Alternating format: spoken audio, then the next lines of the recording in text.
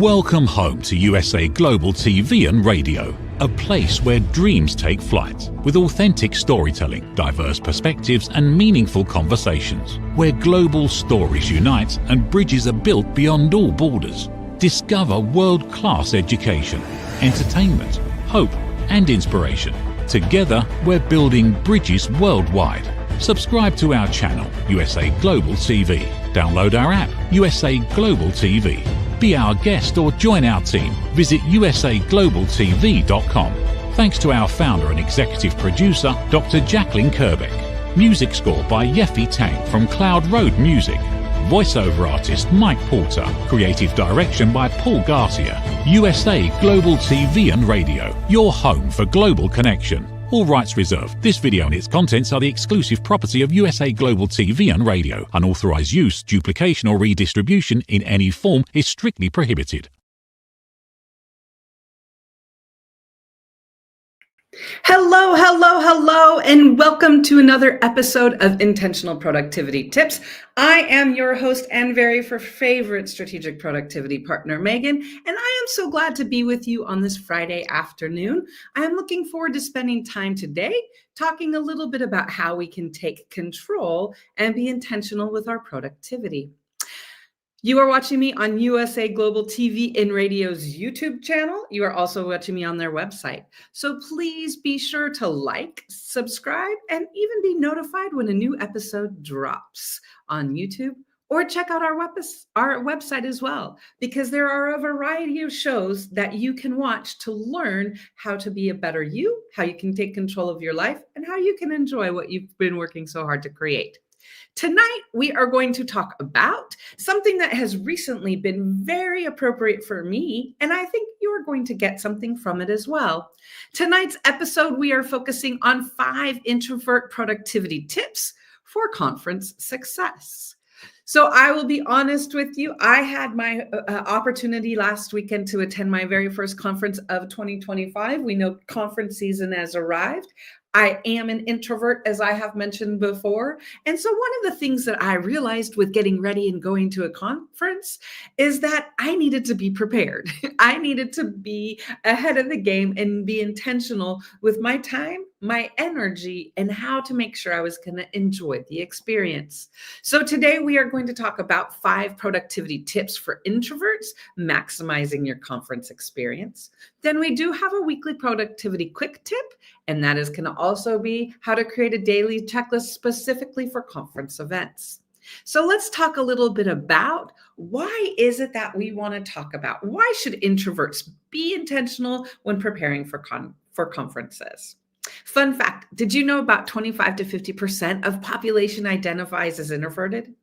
Because our energy is impacted by being around large groups. So it's crucial for introverts to be intentional at conferences, planning ahead, pacing ourselves, and building in downtime to ensure we can learn, connect, and fully benefit from every session without burning out.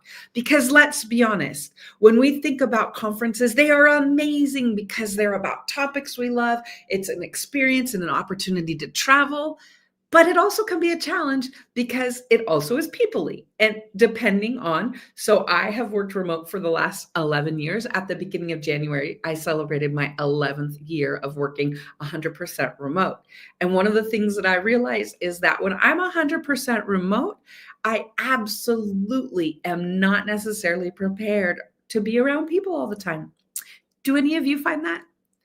And so when we're going to a conference, we know we want to have a good time and we know there are going to be people. So how can we protect our energy? How can we set ourselves up for success? And how can we enjoy the event? So I've got 5 tips that I'm going to share with you today. So we want to set ourselves up for success. We want to make a practical conference plan. We want to embrace comfort and familiarity. We want to balance conference and personal time. And we want to manage work commitments and post-conference follow-up. So let's talk about how we can make that look. When you think about it, what's a conference you might be going to or someplace an event that you might be going? Is there something on your calendar for this year? As I said last weekend, I had an opportunity to go to a conference in Washington, D.C. called ShmooCon. It was an amazing, amazing experience. But again, there are some things that I did to make sure I had an amazing experience. Let's talk about tip number 1. We want to talk about setting ourselves up for success. How can we have a positive conference experience? How can we enjoy and get the energy and not be burnt out or crash and burn? One, we want to identify your goals and expectations. Determine what is it that we want to accomplish and learn. What are the networking targets? What are the objectives? Are there professional development milestones? What is it that you want to learn when you're going to the conference? Then we want to set realistic expectations. We want to acknowledge our energy levels and plan breaks. We want to understand that you can't attend and do everything. And so you can't attend and meet every person. So we want to focus on what matters most. One of the nice things about conferences these days is you can a lot of times go back and get videos of presentations. So one tip that I recommend is check out and see, are things going to be online that you can go back and watch later? Because then it gives you an opportunity to look at what are the experiences? What is it that you want to get from this conference? Is there something specific you want to learn? Is there someone you want to meet? So a key takeaway is be intentional about why you're attending and what success looks like for you. If you set it up for the beginning and you know what you're going to be doing, you have a far more likely chance of setting yourself up for success. So what is tip 2? Make a practical conference plan. So we want to be practical with what it is that we're going to be able to accomplish. So we want to identify, where is the conference? So again, I mentioned to you, I was in Washington, D.C. last weekend for a conference. Fortunately for me, it was all in one hotel. I happened to be staying at the hotel. And so that helped me because I could leave and take a little break if I needed to, or I could leave and change. I needed to leave and change my shoes, So what we want to do is we want to map out what the conference experience is. We want to map out what's going on. And then we want to map out our sessions and tracks. Is there a specific agenda or track of sessions you want to see? Choose sessions that align with your learning goals and with your genuine interests. Also something you can learn that's fun. Be flexible. You want to be, if a session isn't working for you, leave. It's okay. You want to map out your sessions and tracks. You want to map out your sessions and tracks to identify what it is you're doing and where you're going. And then you want to create a schedule with built-in downtime. You want to identify between sessions or between the day, when is it that you can allow yourself some time to rest and decompress? Maybe you, again, go for a walk, go for a lunch or something. And then you want to communicate availability. Before leaving for the conference, inform people, let them know, I am not going to be available. You might hear back from me, but if it's an urgent message, again, set that expectation with people and let them know that you're not going to be available. If you let people know that you're at a conference, most of the time they'll understand unless it's a true emergency. So the more you let people know, the more you're able to be having success. Key takeaway for tip number 2, a solid plan keeps you focused and flexible without draining your energy. For example, the conference I was at last week, I mentioned I was at a conference called ShmooCon, and they had these amazing villages. They had the Lock Pickers Village, they had a Capture the Flag Village, they had all these different villages with experience. It was a cyber and it was a tech convention, so it was very tech oriented. And so I knew that there were some of those events in some of those villages I wanted to go and see. So again, it's about making a practical conference plan so you can take control of your time and your experience and have fun enjoying what you're doing. It's also important, tip 3, embrace comfort and familiarity. You'll notice a theme and a common action. Whenever I talk about traveling, I am always going to say track and pack comfort items. You want to pack items, consider bringing maybe a lightweight blanket or a travel pillow or something so that when you're in your room, you're comfortable and you're able to relax. I personally always travel with a blanket because I know I can snuggle up and I know I will be comfortable. Also, things like noise canceling headphones or earplugs. If you're going to be at a hotel, you're going to be sharing walls with people, and those people might be loud. For example, over the weekend, I was next to the party host, and so there were parties going on in the room next to me 24 hours a day. Thankfully, I had my headsets and I had my noise canceling, so I didn't even have to listen to them. And so you want to think, what can I do to embrace comfort and familiarity wherever I'm staying? So if it's bringing comfort items or bringing logical items that are going to help you be prepared, or even help create a personalized safe space. Again, I always say, make yourself comfortable in your hotel room, make yourself comfortable where you're staying so that you are relaxed. And when you go in, you know where things are and you're able to enjoy. So a key takeaway for tip 3, feeling at ease in your environment helps keep your introvert energy level steady. So one of the reasons we're talking about being comfortable, because again, this is focused on introverts and anybody, but for introverts especially, we know that one of the reasons conferences can be challenging is because it's taking our energy and because we're with so many people. So for us, we need to think about how are we going to replenish our energy? How are we going to fill our energy tanks up?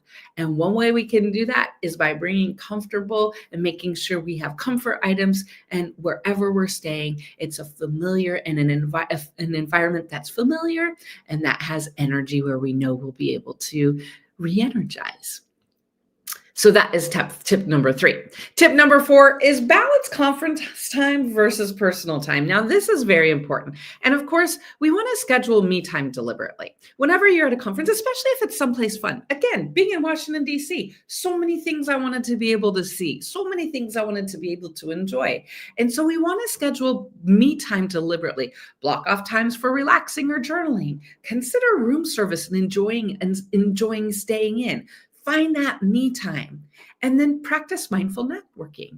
It's also important when you're balancing conference time and network time to practice mindful networking and attending the events rather than forcing nonstop socializing. It's not that you have to be socializing 24 hours a day at a conference.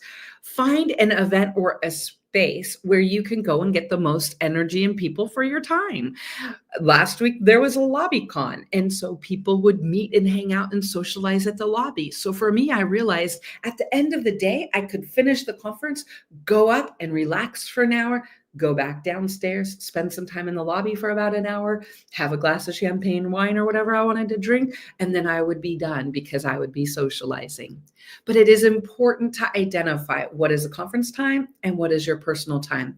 Again, last week, being in Washington, D.C., I realized I wanted to go see the monuments. And so I made arrangements so that I knew that I was going to be able to do that because it would be something that would give me energy and I would enjoy that experience. So it's important to balance conference time versus personal time. The 5th tip is to manage work commitments and post-conference follow-up. So we want to think about our workload in advance. We want to identify, are there tasks that I'm going to delegate? Are there tasks that I'm just not going to do? Am I going to check my email? How am I going to limit my work time? I know this isn't always possible. And there are times when I talk with my clients and they're like, Megan, you're crazy if you think I cannot work and go to a conference. And I say, I understand that. And potentially I am partially crazy, but I also am crazy enough to know that if you're going to a conference, you need to experience and enjoy it. So it's important to set that side of time. If there's not emergencies, if there's things that you can set aside, do it. If there's work that you have to do at your conference, establish that and include that in your daily plan, which we'll get to in a moment. But if there's something you have to do, account for it. If you're able to set it aside, then do that. Because again, we're talking about how can you really enjoy and get the most out of a conference? And it's focusing on your present, being where you are, not thinking about what's going on back at your office, your home, or wherever it is you work. And then you want to think about post-conference action items. Outline how you'll have follow up with people, who it is that you want to make connections with. Are you going to make any social media posts? Set aside time after the conference to identify how you're going to connect with people. And then also set aside time to organize. What are the notes, the ideas? What are new strategies that you've learned? One reason I love flying to a conference is because I love on the plane home, having that time where I'm very focused to be able to look at it.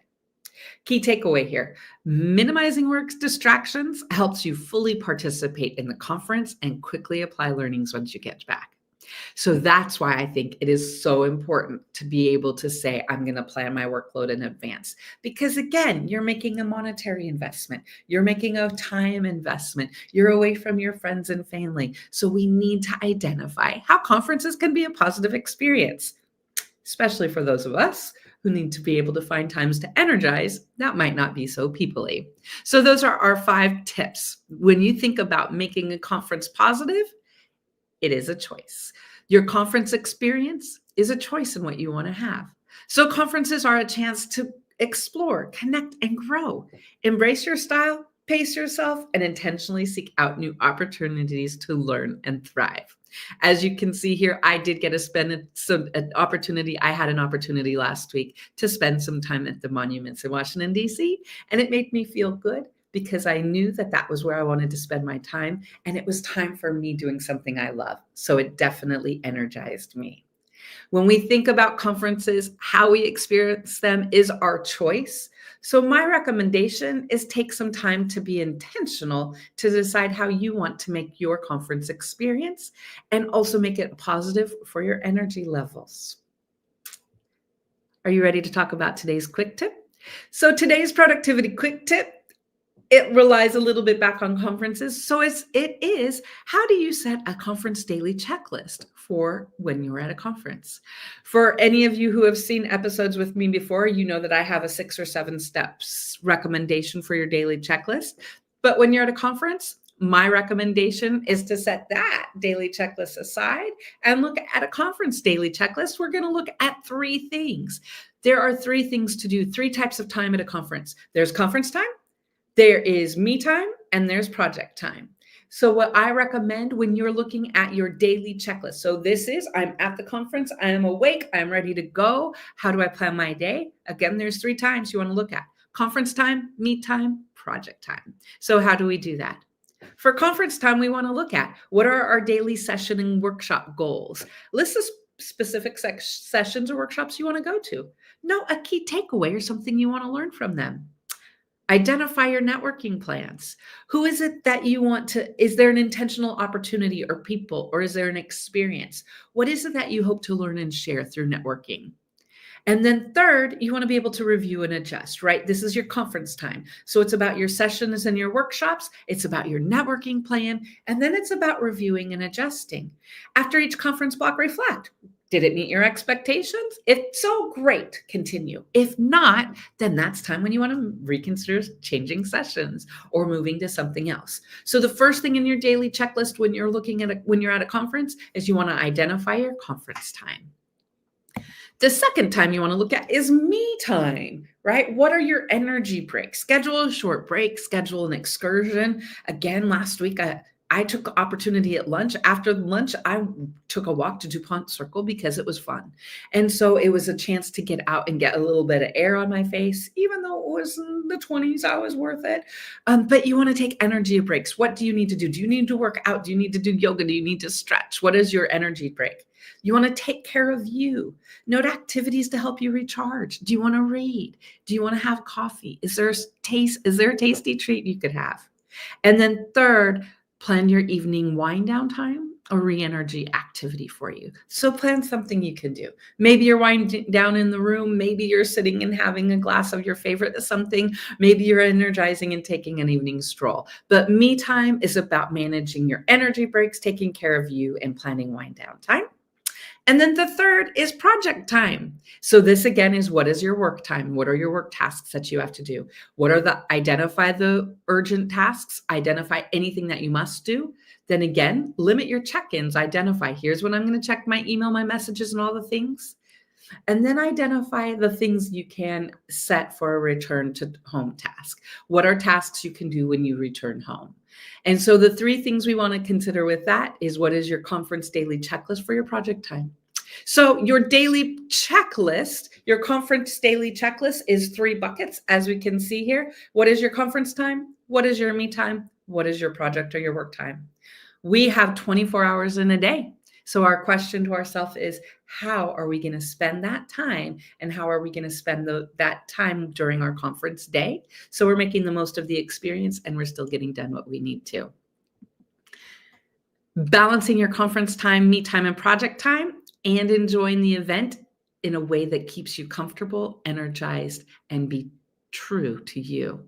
That is my recommendation, and why I have spent this time talking together with you to think about, let's be intentional with your conference experience. Let's be intentional with every work experience. Let's identify, set realistic expectations, and then let's, most important, ask, how can we take care of ourselves so that we are able to be at our best and able to enjoy the experience and get the most of it? And isn't that what we want to do all of the time? So on today's show, we talked about two things. We talked about 5 productivity tips for introverts, how to maximize your conference experience. I hope you'll take one of those away. Again, we are just starting 2025, so conference season is upon us. So I hope as you are going to a conference or a work event or project or personal or professional event, that you take time to be intentional and identify how can you get the most out of it. And then, of course, we also talked about our weekly productivity quick tip and our daily conference checklist.